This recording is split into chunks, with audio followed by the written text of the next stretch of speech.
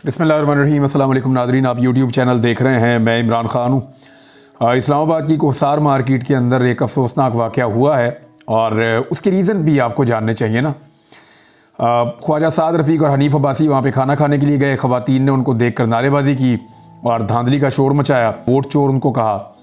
तो उसके बाद वहाँ पे लड़ाई शुरू हो गई और धींगा मुश्ती शुरू हो गई और मार कुटाई शुरू हो गई और ख़वातीन के साथ जो है वो लड़ाई शुरू हो गई साद रफ़ीक साहब की और हनीफ़ अब्बासी साहब की वैसे बेसिकली लड़ाई हुई है। साद रफ़ीक साहब फिर हनीफ़ अब्बासी साहब को लेकर गाड़ी के अंदर वहाँ से निकल गए। ख़वातीन के बारे में अभी तक नहीं मालूम कौन ख़वातीन हैं, लेकिन आम शहरी हो सकती हैं इस्लामाबाद की। देखें, इस्लामाबाद की 3 सीटें और रावलपिंडी की 13 नशिस्तें, ये 16 सीटें तो सीधी सीधी पाकिस्तान तहरीक इंसाफ की सीटें हैं। इनमें एक सीट के ऊपर भी PMLN का कोई उम्मीदवार छोटी मोटी लीड से भी नहीं हार रहा था। यानी बहुत कम भी लीड आप बताएं तो 30,000 25,000 कम से कम, वरना 60,000 70,000 हज़ार की लीड से ये लोग हार रहे थे वहाँ से, और वो इलेक्शन उनको जितवा दिया गया है। अब देखें ना, एक तरफ पब्लिक वो बाज़ारों में भी है, सड़कों पे भी है, रेस्टोरेंट में भी है, पेट्रोल पंप्स पे भी है, हर जगह पे आपको मिलेगी।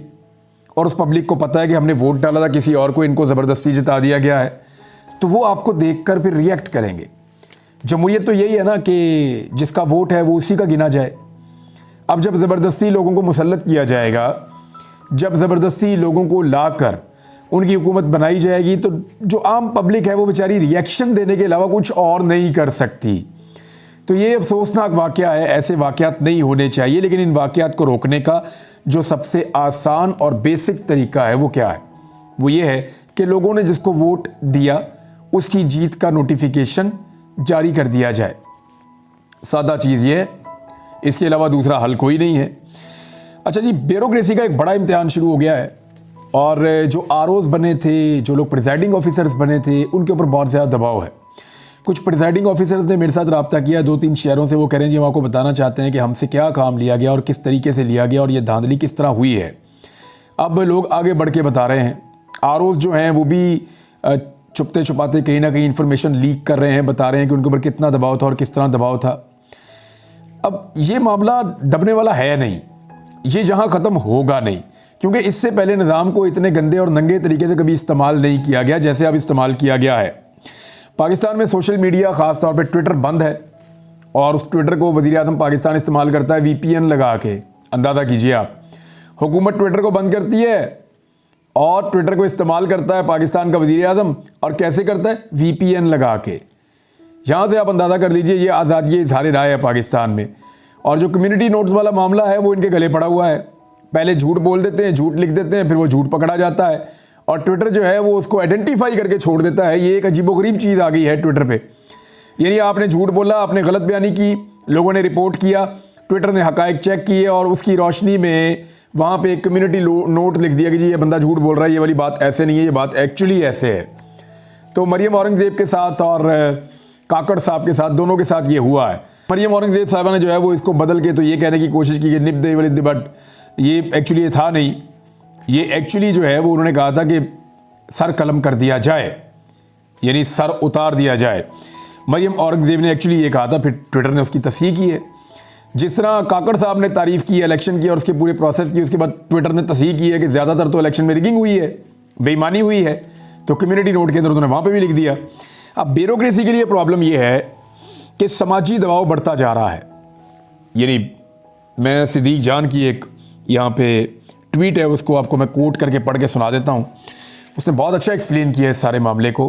कुछ चीज़ें इसके अंदर मैं ऐड भी कर दूँगा। ट्विटर क्यों बंद है? ट्विटर बंद होने की 2 वजूहात हैं। एक तो ये है कि लियाकत चट्टा ने धांधली का एतराफ़ करते हुए कहा कि उन पर सोशल मीडिया का भी दबाव था, इसलिए सोचा गया कि सोशल मीडिया के सबब जो सबसे मौसर ऐप है ट्विटर, उसको डाउन कर दिया जाए, इससे पहले कि सोशल मीडिया पर माहौल गर्म रहे और किसी और का ज़मीर जाग जाए। लेकिन दूसरी असल वजह यह है कि पाकिस्तान तहरीक इंसाफ ने हर ज़िले के DRO और हर हलके के RO का नाम और तस्वीर सोशल मीडिया पर डाल दी हैं, जिसके बाद बहुत से लोग इन ब्यूरोक्रेट्स की फैमिली का बता रहे हैं कि इसका भाई फ़लाँ है, इसका बाप फ़लाँ है, इसका कज़न फ़लाँ है, ये फ़लाँ जगह का रहने वाला है, इनका कारोबार फ़लाँ है। इसी के साथ इन ब्यूरोक्रेट्स के ख़िलाफ़ सोशल बाइकआउट की मुहिम भी ज़ोर पकड़ चुकी है। इस पर ब्यूरोक्रेट्स ने हाथ खड़े करना शुरू कर दिए हैं। ब्यूरोक्रेट्स ने जो शिकायत की हैं इनमें से सिर्फ 2 सुन लीजिए। ये 2 शिकायतें हैं और ये अपने सोर्स के ज़रिए से बता रहे हैं सिद्दीक जान साहब। इन शिकायतों से आपको आइडिया हो जाएगा कि होने क्या वाला है या क्या हो रहा है इनके साथ। एक ब्यूरोक्रेट के मुताबिक इसको अपने बच्चे स्कूल से निकलवाने पड़ गए क्योंकि दूसरे बच्चे कह रहे थे कि तुम्हारे अब्बू ने ज़्यादती की है और तुम्हारे अब्बू अच्छे इंसान नहीं हैं, और बच्चे स्कूल से निकलवा दिए। उसने कहा जी दूसरे शहर में जाऊंगा और वहाँ पे बच्चे दाखिल करवाऊंगा। एक और ब्यूरोक्रेट ने कहा कि उनके वालिद घर के पास वाली मस्जिद में नमाज़ पढ़ते थे और वहाँ पे लोगों के तल्ख सवालात का सामना करना पड़ा, अब वो मस्जिद नहीं जा पा रहे। तो इस तरह की शिकायत और भी बहुत सारी आ रही है कि हमारे वालिदैन और हमारे बच्चों तक बात पहुँच गई है, ब्यूरोक्रेट्स का ये कहना है। फिर मरियम नवाज से और अनवारुल्लाह काकड़ से ब्यूरोक्रेसी के हक़ में बयान दिलवाए गए, लेकिन ये तो वो लोग हैं जिनके अपने बयान उनके अपने लिए फ़ायदेमंद नहीं होते, तो ये ब्यूरोक्रेट्स को फ़ायदा देंगे, तो वो नहीं दे पा रहे। फिर ओवरसीज़ पाकिस्तानी जो है वो भी ये मुहिम चलाते हैं, वो बताते हैं कि जनाब ये ब्यूरोक्रेट है और ये ऐसे है और उसको फैलाते हैं। तो वहाँ तो उस मुल्क के अंदर तो रोका नहीं जा सकता, ट्विटर को पाकिस्तान में बंद कर सकते हैं। तो बेहतर यही है कि जो ब्यूरोक्रेट्स ईमानदार हैं वो वीडियो रिकॉर्ड करें और अपने सामने कुरान मजीद रखकर गवाही दें, यकीनन उनके खिलाफ मुहिम फौरी तौर पर रुक जाएगी। अच्छा, ये पाकिस्तान में ना तब्दीली आ रही है बड़ी तेज़ी से, लोगों को नज़र नहीं आ रही, समझ नहीं आ रही। ये जितने भी लोग ब्यूरोक्रेसी में या सरकारी ओहदों के ऊपर काम करते हैं ना, ये सब लोग हमारे मुआशरे के अंदर ही रहते हैं। ये ईद की नमाज़ हमारे साथ पढ़ते हैं, जुम्मे की नमाज़ हमारे साथ पढ़ते हैं, आगे पीछे हमारे साथ मस्जिदों में, बाज़ारों में, हर जगह पे मिलते हैं, स्कूलों में इनके बच्चे हमारे बच्चों के साथ पढ़ते हैं। अब ये वक्त बदल जाएगा, आप देखिएगा। जो बच्चा सरकारी गाड़ी के अंदर, सरकारी नंबर प्लेट वाली गाड़ी के अंदर स्कूल पहले आता था पुराने ज़माने में, तो उसको बड़े रश्क से बाकी बच्चे देखते थे कि इसका अब्बू ऑफिसर है बहुत बड़ा, तो ये सरकारी गाड़ी में आ रहा है। अब ये नहीं होगा। अब बच्चे छेड़ेंगे, चिढ़ाएंगे कि तू हमारी गाड़ी में आ रहा है, हमने तेरे बाप को ये गाड़ी दी है अमानतन, सरकारी काम करने के लिए, हमारी खिदमत करने के लिए, पेट्रोल के पैसे हम देते हैं, तू और तेरा बाप हमारे पैसों का गलत इस्तेमाल कर रहे हैं। ये होगा पाकिस्तान में, आप देखिएगा। ये जो औरतें बाज़ारों में निकल जाती हैं ना सरकारी गाड़ियां लेके शॉपिंग करने के लिए सरकारी मुलाजिमीन के साथ, इनको बाज़ारों के अंदर देखना इनके साथ क्या होगा। लोग इन्हें कहेंगे कि आप सरकारी गाड़ी में शॉपिंग करने क्यों आ गई हैं जी, ये तो हमारी गाड़ी है। मुझे याद आ गया, थोड़े दिन पहले मैं एक जगह शिकार खेलने के लिए गया, तो वहाँ पे एक गाड़ी के अंदर लोग शिकार खेल रहे थे, कुत्ते भी बीच में बिठाए हुए थे और गन शन भी, और वो सरकारी गाड़ी थी किसी डीपीओ की, पुलिस वाले की, ऊपर नीली बत्ती भी लगाई हुई है, हरी नंबर प्लेट भी है। वो वहाँ पे डट के शिकार खेल रहे थे और उस एरिया में खेल रहे थे जहाँ पे मना किया गया था, और उनको कोई रोक नहीं पा रहा था। उनके साथ गनमैन भी थे और सरकारी बंदे थे। तो मैंने उनकी गाड़ी के सामने गाड़ी लगा के तो रोक लिया उनको, और मैंने उनसे कहा कि जनाब आप मेरी गाड़ी में शिकार क्यों खेल रहे हैं। उन्होंने कहा ये गाड़ी आपकी तो नहीं है, ये तो सरकारी गाड़ी है। तो मैंने कहा ये मेरी गाड़ी है ना, सरकारी गाड़ी है, तो तुम मेरी गाड़ी में कैसे शिकार खेल सकते हो, टैक्स तो हम देते हैं। अगर शिकार खेलने का शौक है जाके अपनी गाड़ी लेकर आओ, अपनी बंदूकों से, अपनी गाड़ी से, अपने इंतजामात से शिकार खेलो। ये गाड़ी तुम्हें दी है सरकारी काम करने के लिए, तुम लेके इधर जंगल में चला रहे हो, और वो सारी पहाड़ियां हैं और कच्चे रास्ते हैं। यानी अपनी गाड़ी का तो बंदा नुकसान बर्दाश्त कर लेता है, लेकिन यानी जो भी जाता है वो रिस्क लेके जाता है। गाड़ी टूट सकती है, नुकसान हो सकता है उस गाड़ी का, जंगल में नाहमवार रास्ते होते हैं। लेकिन वो आदमी सरकारी गाड़ी को ऐसे माले मुफ्त दिले बेरहम, तो मैंने उनको पकड़ लिया वहाँ पे, तो और भी लोग इकट्ठे हो गए। तो इसी तरह आप देखेंगे कि आने वाले वक्त में सरकारी वसाइल का इस्तेमाल सरकारी मुलाजमीन के लिए मुश्किल होता चला जाएगा। और ये ट्विटर को बंद करने का जो रीज़न लिखा है ये ठीक लिखा है सिद्दीक जान ने, मुझे लगता है मामला इसी तरफ जाएंगे। अब आ जाएँ मखसूस नशिस्तों की तरफ। क्या पाकिस्तान तहरीक इंसाफ को मखसूस नशिस्तें मिल जाएंगी, क्योंकि उनके अरकान ने सुन्नी इत्तेहाद काउंसिल को ज्वाइन कर लिया, पंजाब में, खैबर पख्तूनख्वा में, वफाक में और सिंध में भी। तो क्या उनको मखसूस नशिस्तें मिल जाएंगी, बड़ा सवाल है ना। तो इसका सिंपल जवाब मैं आपको दे देता हूँ कि मिल जाएंगी। उसकी वजह यह है कि माजी में हमारे पास एक मिसाल मौजूद है। 2 चीज़ें मैं आपके सामने एक्सप्लेन कर देता हूँ। जब ये केस चल रहा था ना इंतखाबी निशान वापस लेने वाला, तो उस वक्त बैरिस्टर गोहर, जो पाकिस्तान तहरीक इंसाफ के इस वक्त करता धरता है, तो बैरिस्टर गोहर ने उस वक्त काजी फाइज साहब को कहा था कि आप हमारा इंतखाबी निशान वापस ले रहे हैं तो हमारी मखसूस नशिस्तों का क्या बनेगा अगर हम जीत गए। तो काजी फाइज ईसा साहब ने उस वक्त कहा था कि अगर आप जीत जाएंगे तो इसका हम हल निकाल देंगे। तो अब देखते हैं काजी फाइज ईसा साहब इसका क्या हल निकालते हैं। दूसरा, लिहाद अली हैं, डॉन के रिपोर्टर हैं, सीनियर जर्नलिस्ट हैं, उन्होंने एक मिसाल पेश की है इसी हवाले से। 2019 में फाटा के इलेक्शन हुए थे, आपको याद होगा। वो 2018 के बाद 2019 में फाटा के इलेक्शन हुए थे, उनका वहाँ पे मर्जर का मामला चल रहा था। 2019 में जो फाटा के इंतखाबात हुए थे उसमें 3 आज़ाद उम्मीदवार जीते थे, एक शफीक अफरीदी, दूसरे बिलाल अफरीदी, तीसरे अब्बास रहमान, ये फाटा से जीते थे। ये 3 आज़ाद उम्मीदवार जीतने के बाद बलूचिस्तान अवामी पार्टी में शामिल हो गए। हालांकि इससे पहले बलूचिस्तान अवामी पार्टी का कोई वजूद खैबर पख्तूनख्वा में नहीं था। इन तीनों अरकान ने कहा जी कि हमें मखसूस नशिस्त भी दी जाए, तो फिर इनको इलेक्शन कमीशन ऑफ पाकिस्तान ने इजाज़त दी। इन्होंने इलेक्शन कमीशन ऑफ पाकिस्तान को दरख्वास्त दी और उसके बाद बसीरत बीबी नामी खातून को इन तीनों सीटों के एवज़ एक मखसूस नशिस्त पर MPA बनाया गया। तो ये बड़ा सिंपल है कि ये माजी में हो चुका है। अगर पाकिस्तान तहरीक-ए-इंसाफ के लिए कोई कानून तब्दील करना है या ये गुंजाइश ख़त्म करनी है तो मर्ज़ी है, अदरवाइज़ ये सीटें कानून के मुताबिक माजी की इस कार्रवाई को देखते हुए पाकिस्तान तहरीक-ए-इंसाफ को बआसानी मिल जाएंगी। BBC ने एक बड़ी तफसीली रिपोर्ट छापी है और वो रिपोर्ट है इस हवाले से कि पाकिस्तान तहरीक-ए-इंसाफ को सबके सब ताने देते थे कि ये सोशल मीडिया की पार्टी है, और उसी सोशल मीडिया को इस्तेमाल करते हुए पाकिस्तान तहरीक-ए-इंसाफ ने सारी पॉलिटिकल पार्टीज़ को शिकस्त दे दी। देखिए उनके पास था क्या, ना वो जलसा कर सकते हैं, ना वो जुलूस कर सकते हैं, ना वो रैली कर सकते हैं। उन्होंने सोशल मीडिया के थ्रू पाकिस्तानियों को मोटिवेट किया और उन पाकिस्तानियों ने सोशल मीडिया से मिलने वाले पैगाम को आगे फैलाया और करते कराते मामला यहाँ तक पहुँचे कि लोगों की एक बहुत बड़ी तादाद ने पाकिस्तान तहरीक-ए-इंसाफ को वोट डाल दिए।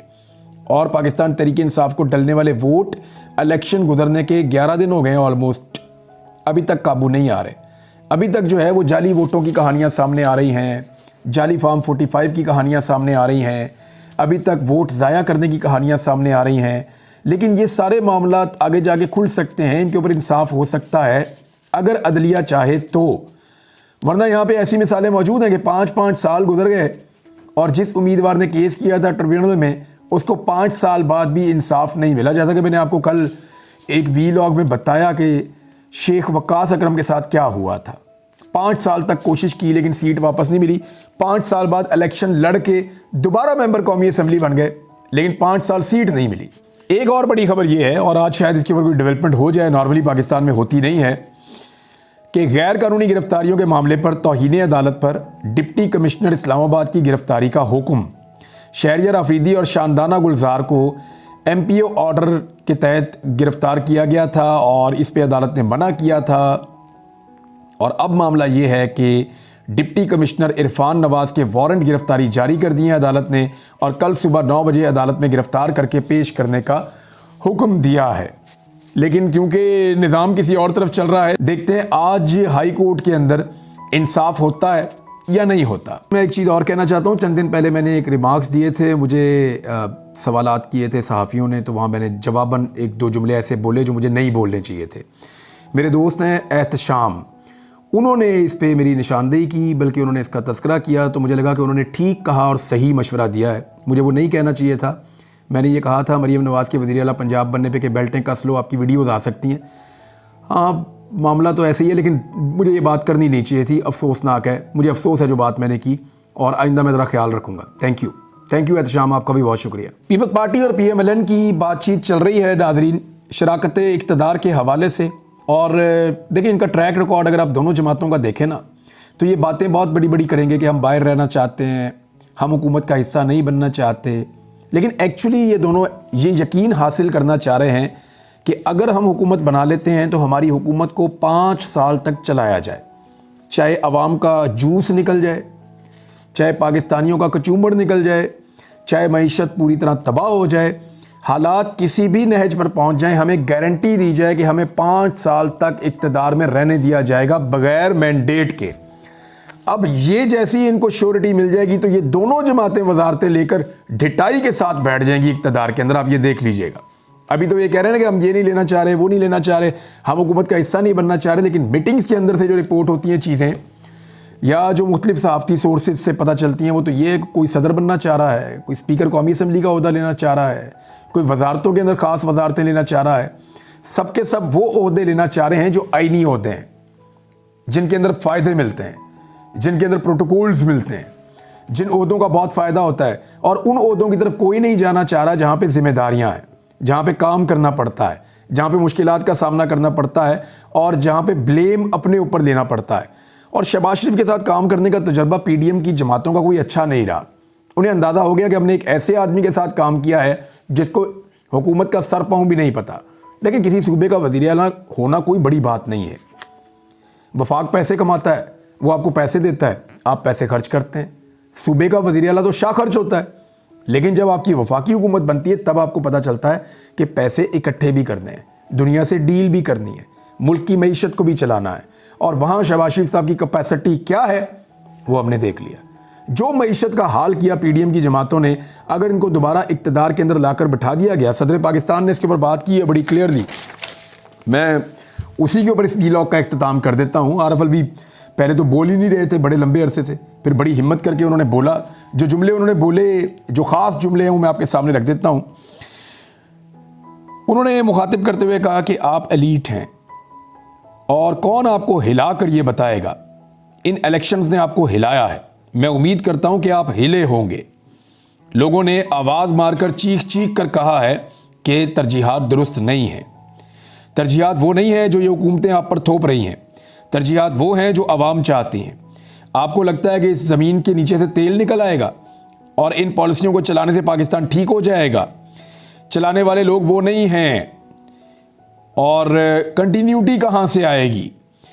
क्या हम बैरून मुल्क में मजदूरी एक्सपोर्ट करते जाएंगे कि जाओ जाके मिडिल ईस्ट को गुले गुलजार बनाओ और पाकिस्तान जो है वो सहरा बनता जाए? जिनके ऊपर जुल्म हुआ है पाकिस्तान में गुज़िश्ता 2 सालों में, वही लोग कर सकते हैं इस मुल्क को ठीक। इस वक्त अवाम ने मैंडेट दिया है और अगर इस मैंडेट का एहतराम नहीं करेंगे तो यहाँ खराबा बढ़ता चला जाएगा। हल मौजूद है, लीडरशिप मौजूद होनी चाहिए जो अमल दरामद करे। आपकी ज़िम्मेदारी अच्छे लोगों को मुंतखब करना था। ये पब्लिक से, नौजवानों से बात करते हुए उन्होंने कहा कि आपकी ज़िम्मेदारी थी अच्छे लोगों को मुंतखब करना, आपने कर दिया। अब यकीनी बनाइए कि उन्हीं को इक़्तिदार मिले। निशान भी ले लिया गया। हर घर में शायद ही कोई आदमी मुश्किल से हो जिसने गलती की हो, सब ने निशान ढूंढ ढूंढ के ठप्पे लगाए हैं और इसके बावजूद वोट भी दिया है। बंदे भी उठा लिए गए, लेकिन वो बंदे ढूंढ के, उनके निशान ढूंढ के लोगों ने जो है वो वोट डाले हैं। खूब लोगों को मारा और पीटा गया, मगर फिर भी औरतें और जवान खड़े रहे, औरतें खड़ी रहीं। तो सदर पाकिस्तान ने बताया कि ये इसको पॉजिटिव लिया जाए कि लोगों ने निकल कर जमहूरियत के ऊपर ट्रस्ट किया, इसको पॉजिटिव लिया जाए और मुल्क को आगे बढ़ाया जाए। बहरहाल देखते हैं, क्योंकि मुनीब फारूक नामी जो सहाफ़ी हैं उन्होंने जो कहानी सुनाई है वो तो कोई और ही नक्शा खींच रही है। देखते हैं क्या होता है। अब तक इतना ही, अपना ख्याल रखिएगा, अपने इस चैनल का भी। अल्लाह हाफ़िज़।